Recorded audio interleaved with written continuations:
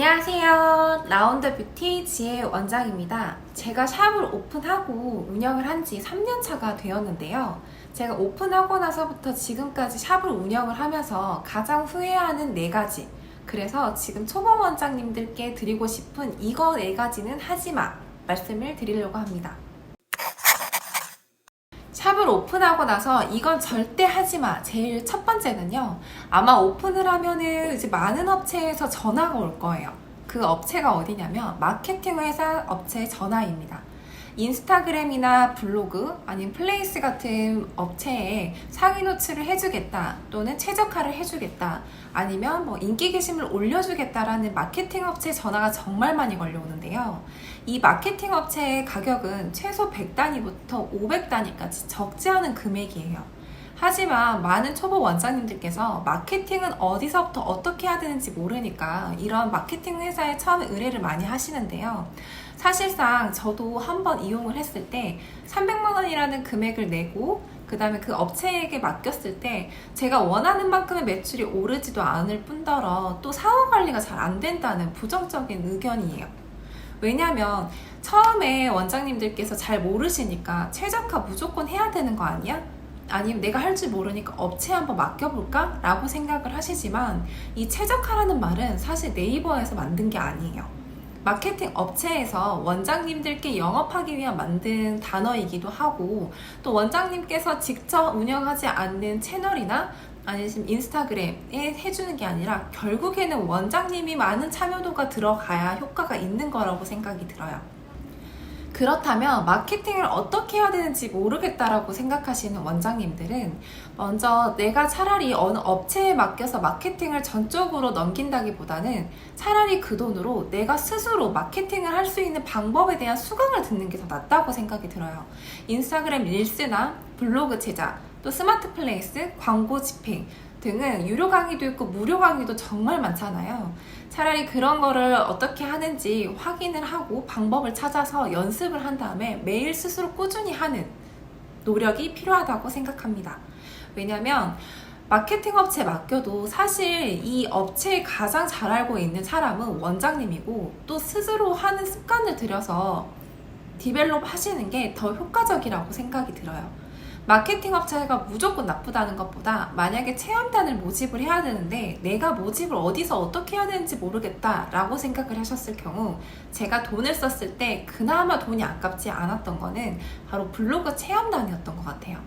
내가 체험단을 직접 모집할 여력이나 시간이 없다면 블로그 체험단을 연결을 해주는 그런 업체까지는 가능하지만 블로그를 상위 노출 시켜준다거나 아니면 플레이스를 첫 페이지에 띄워준다거나 아니면 릴스나 게시물을 인기 게시물로 올려준다는 그런 말도 안 되는 마케팅에는 속지 않으셨으면 좋겠습니다.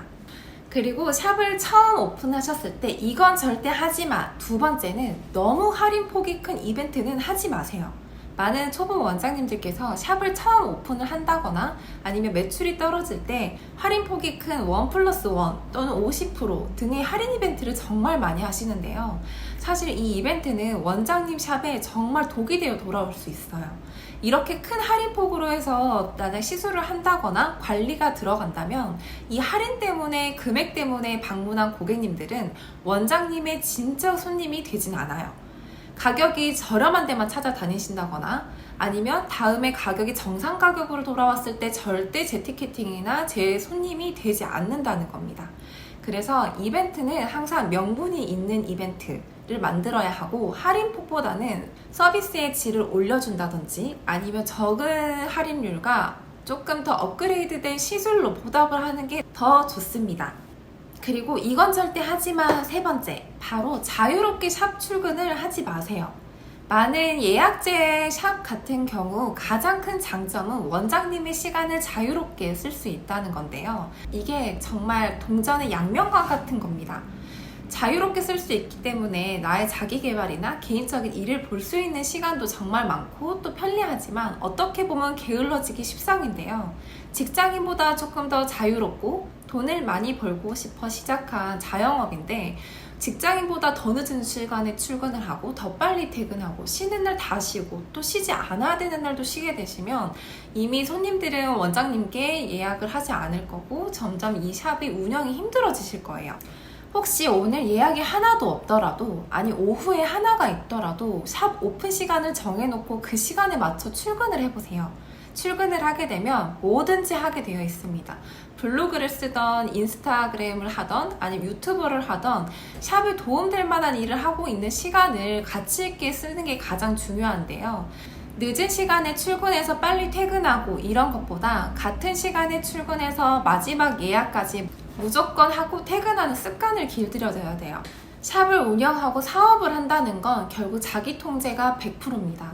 자기 통제를 하지 못하고 편한 것만 하고 내가 편리한 것만 찾아다닌다면 샵을 운영을 하는데 성장할 수가 없어요. 결국 내가 많이 부지런해져야 되고 내가 불편을 감수해야 내 샵이 크고 내가 성장한다는 걸 잊으시면 안 됩니다.